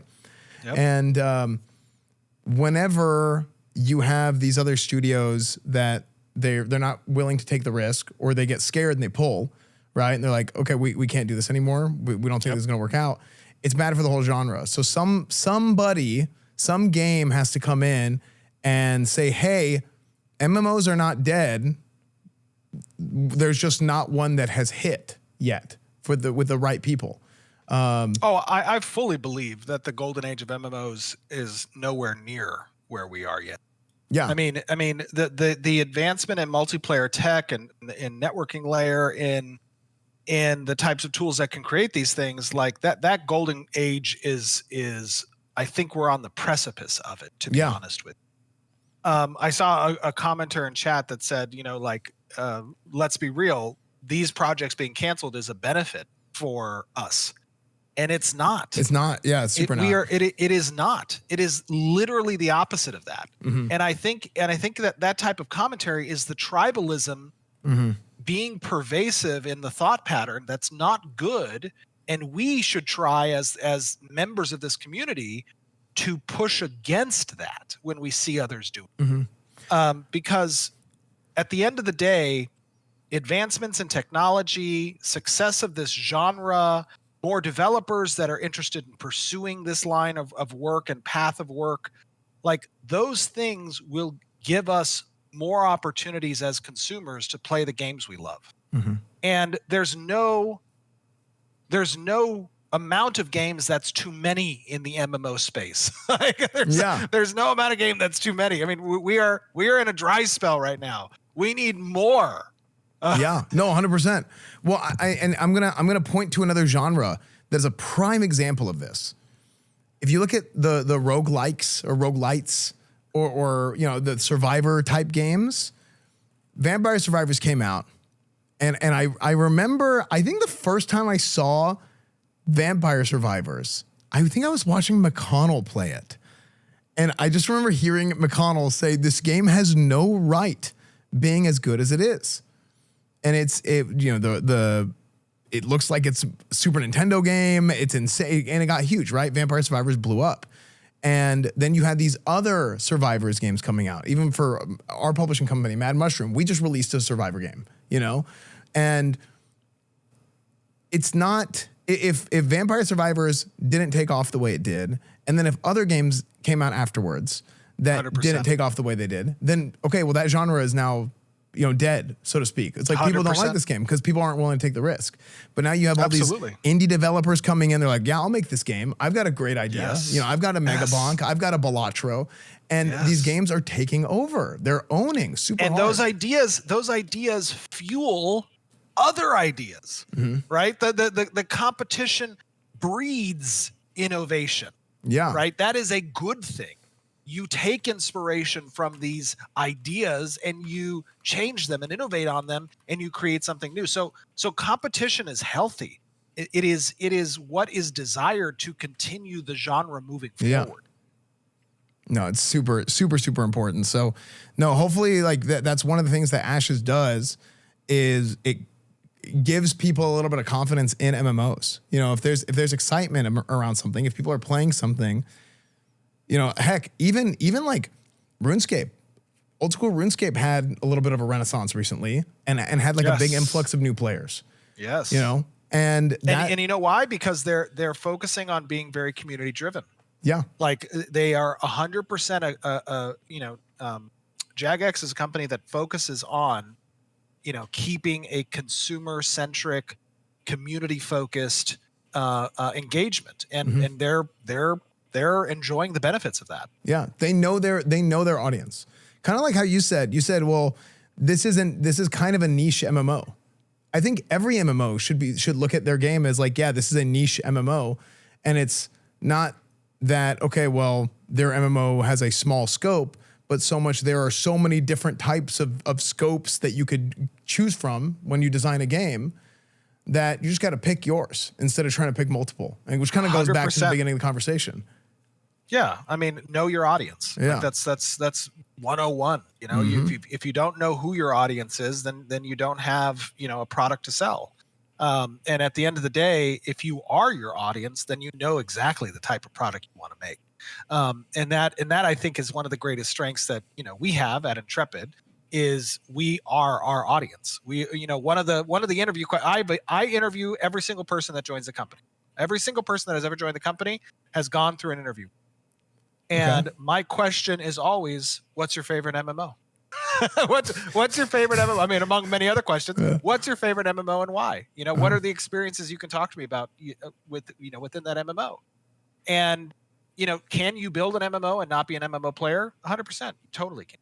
Yeah. But you're doing it at a disadvantage from the person who can do your job and is also an MMO lover who can rely on the experiences that they have.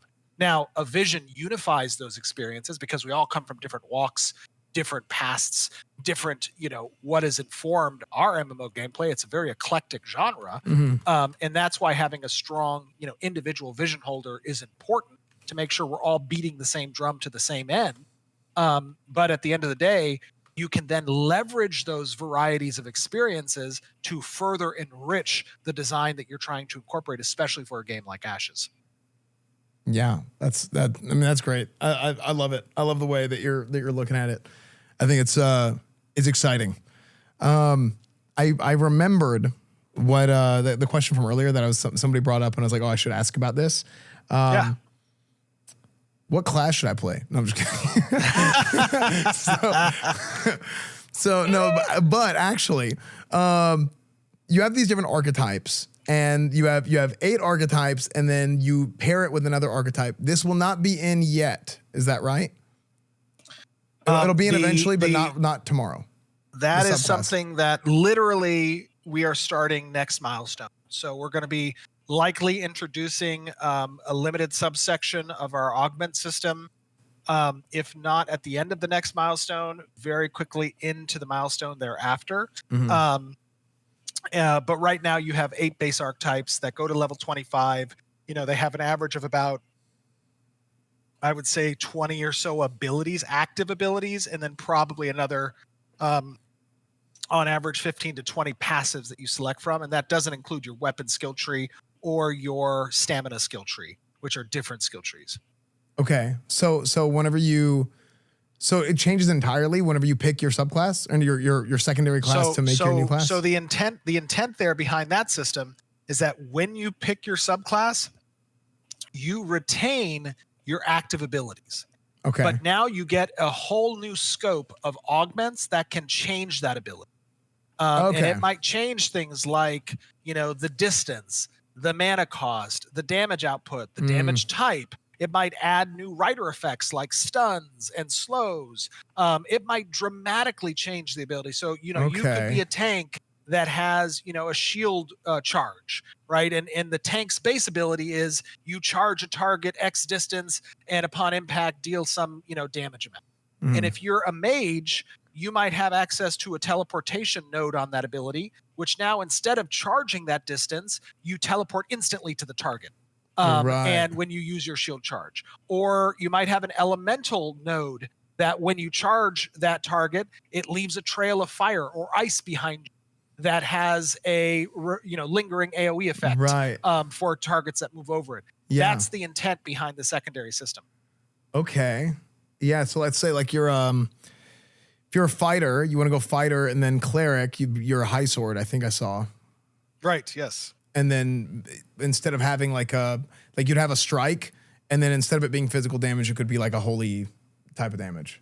Yeah, you could change the damage subtype. Okay. So What's the most ret paladin like class? Retribution, because I was looking last night. I'm like, okay, high sword. They have an actual paladin if I go tank, but I mean, I'm not really like. I want to use the big two-hander, right? I want to run in there and just like smack somebody. But then again, you remember in the last beta or last alpha, I played a bard, and I'm like, frick, dude, bard is so freaking fun. Dude, so, bard's a lot of fun, man. That's a tough choice. Yeah, That's a tough choice. I mean, it sounds like you're thinking about fighter, bard, maybe tank. Yeah, maybe cleric too. Maybe even cleric. So if those are your 4 types, those are 4 very different play styles. Yeah. Right? I don't know. That's tough. Make all 4. Super tough. Yeah, I mean, it might end up happening. So I think it was like cleric fighter was Templar, I think. Is that right? Or was it, cleric fighter is Templar, and then paladin was tank cleric, high sword was fighter cleric, bard was, I can't remember what the bard combos were, but man, I just remember I made a bard because I was like, oh, this will be like kind of me. Like I'm playing the instrument. I'm like, dude, this bards, is sick, bards dude. are a lot of ripping fun. chords, doing a ton of damage, and I was like, this is sick. I'm like rolling around, power slide. Yeah. And bards are like, a critical desire for a lot of parties. Because they have mana upkeep, they can give some like partial anti-gravity abilities, so you can get to interesting places to your party. They can apply a temporary HP shield and stuff around them. Yeah. But also, I mean, like when you dunk on your opponents, when you're just fucking zipping around and you're playing music and shit, like that's ultimate meme territory. So exactly. Exactly. So how many character slots will there be? There are 5. There are 5 character slots. Okay, so I think I'm good. Okay, sick. I've always, every time I play a game, I'm always a one character type of guy. Like I've always just like, I'm this. This is what I am. This is my entire identity is this thing. But I think I was like that because I play a paladin in classic WoW is a hybrid, right? You can tank, heal, DPS. Right. So I think that's where that comes from, is I liked doing like kind of being an everything bagel. I'm kind of like that in real life. Huge mistake. Don't think that's a good idea. You end up just being bad at everything. Yeah. Well, a bard, what they say about bards. Well, what do they say about bards? They are jack of all trades. That's true. Yeah, I might end up barding it up then. We'll see. Yeah, I'm excited, our man. Our bard was an archetype that was designed by our resident designer, Dr. Bucky, and I will say that there are a lot of people in the community that really enjoy Bucky's cooking. Okay. So he did a good job with bard. Yeah. Okay. So man, tomorrow's gonna be that character creation is gonna be rough. I'm just gonna be sitting there. There's been some talk. I hear what server. This is people asking me a question. What server am I gonna play on? You can get the server list from the starting guide. There's an early access guide on the website, right? Yes. Yep. We just I think it was today or yesterday. I can't remember when. But we released an article. We had originally planned to do 2 realms in EU and 2 realms in NA, but we've adjusted that given the number of Steam linking that we've seen going on, and it might be adjusted again, obviously, the day of. We're going to keep a close eye on that and be adding additional realms based off of total, realm concurrencies for those as they load up and the queue sizes that we have. We do expect there to be some significant queues, obviously, this, tomorrow and into the weekend. Yeah, 10 a.m. PST, right? Yep. And there's no. Actually, I opened up the Steam page.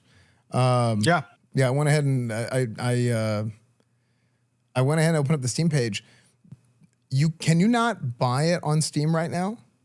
No, not yet. No, we, Valve does not traditionally allow pre-download or pre-order for early access titles. That's what it is. Okay. Okay. So, Gaben, we need Gaben to hold strong whenever. We couldn't get a hold of Gaben. We heard he was on his yacht. And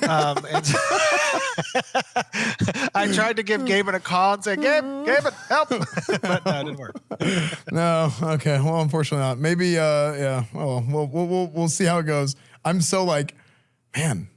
So well, if you have the game, so is everybody gonna have to do that tomorrow? Like if you have the game already? Okay, so you're gonna have to re-download everything. You're gonna have to re-download everything, Oh, and it's gonna be an equal starting point at 10 a.m.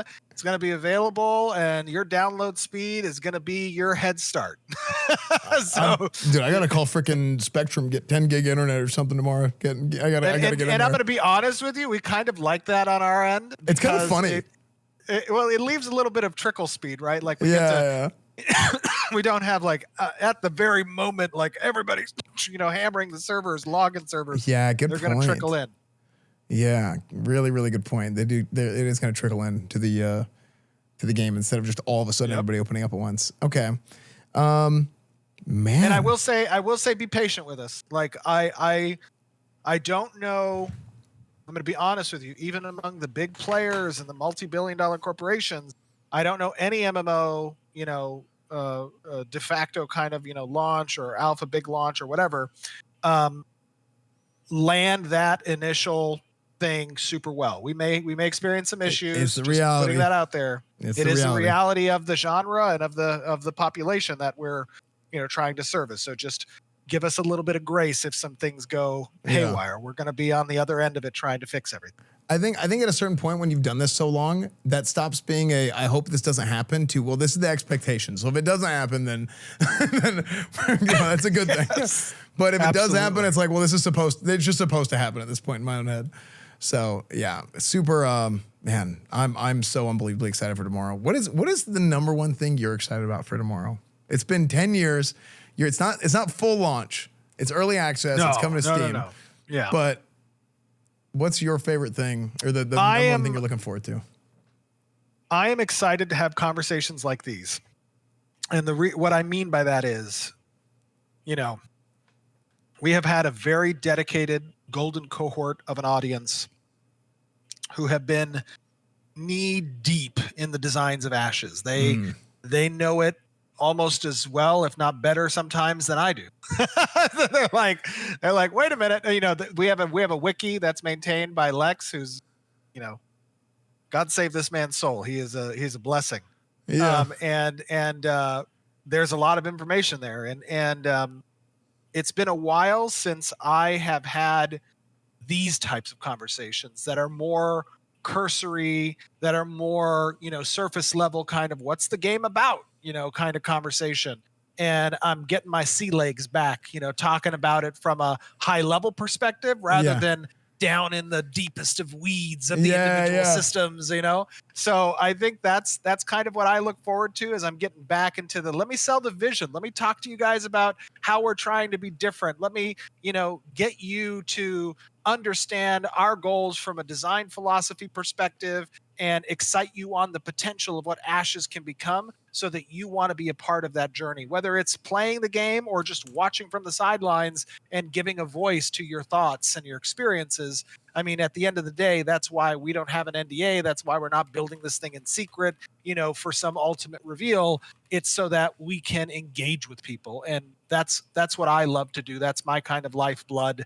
It excites me. I feed off of that, and you get to be a fan of your own game. Hell yeah. I got to be a fan of my game. I got to be a fan of my team. I got to be a fan of my audience. Like all of those things are, at the end of the day, I'm a cheerleader, right? I'm a vision holder, but I'm also a cheerleader. Yeah. And that's a lot of fun. It's awesome. That's great to hear. I mean, that's the thing. It's like good games always come from a place of passion. They come from a 100%. Place of this is,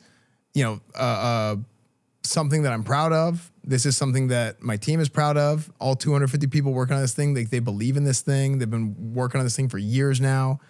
And yeah, it's super exciting. I'm hoping for the best. I think tomorrow's going to be a big day.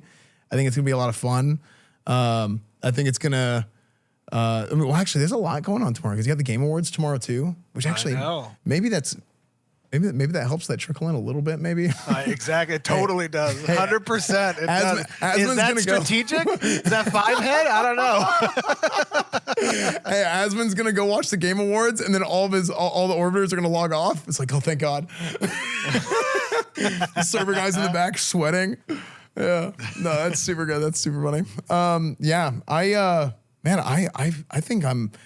I think you answered just about everything I could think of. I mean, it was really, I mean, whenever I first messaged you, it was, hey, let's just have a conversation. Let's just hang out, you know, and kind of just talk about it. And because I know there's a lot of people that are from the outside in, a lot of people are just kind of, hey, what's going on?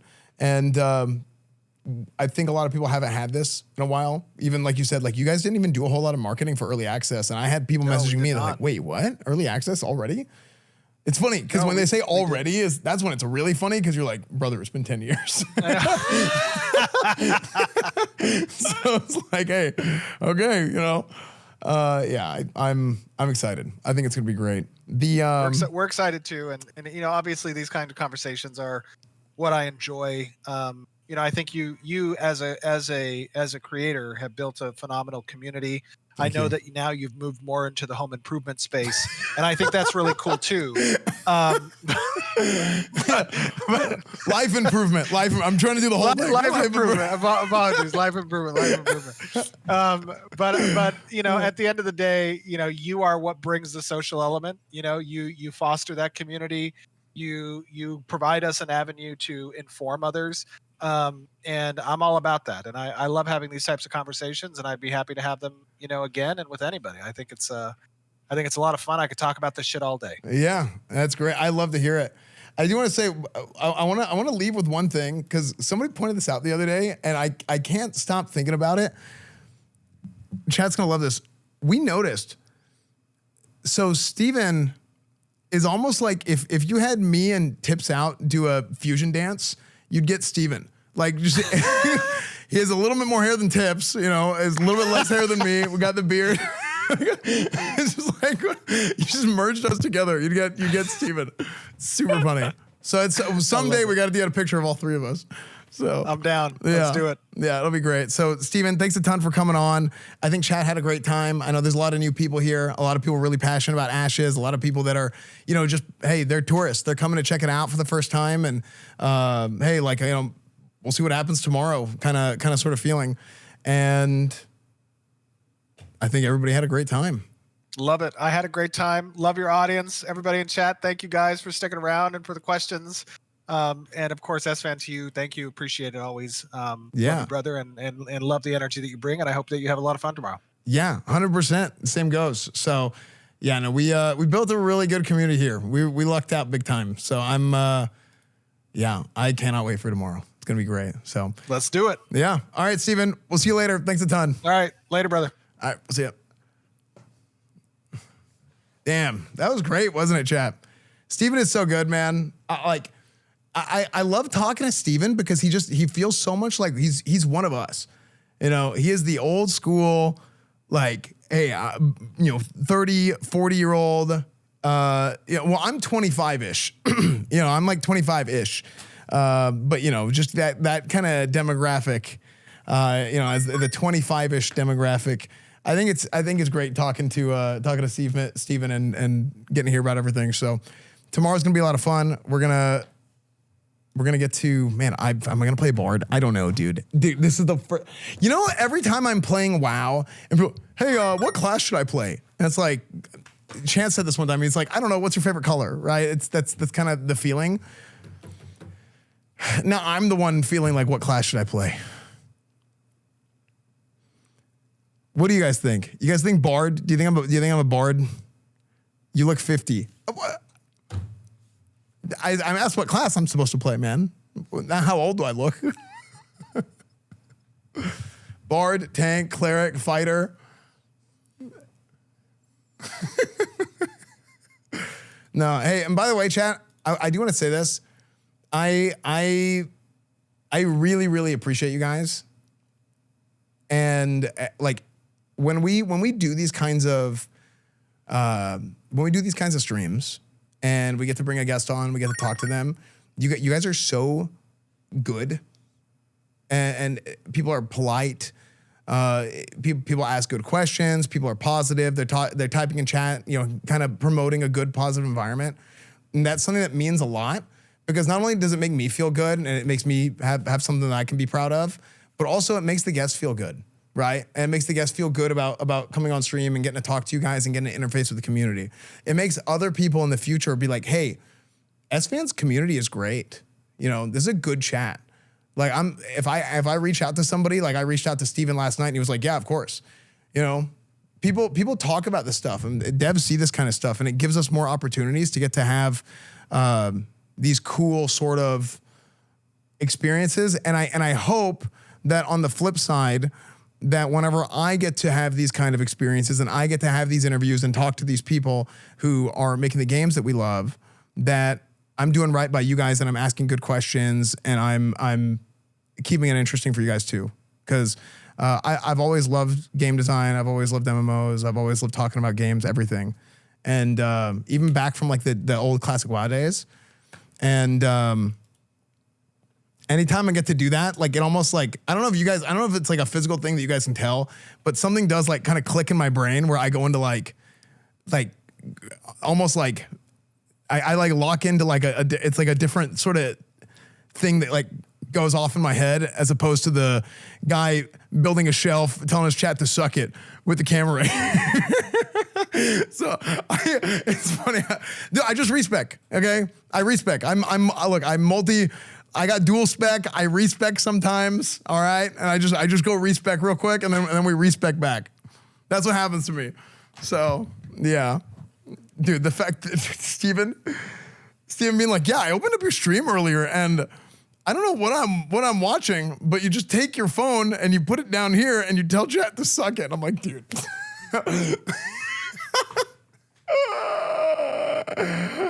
You gotta be kidding me, dude. Thank you guys so much for watching the YouTube video. Thank you guys for watching the interview. I hope you guys had a great time. I did.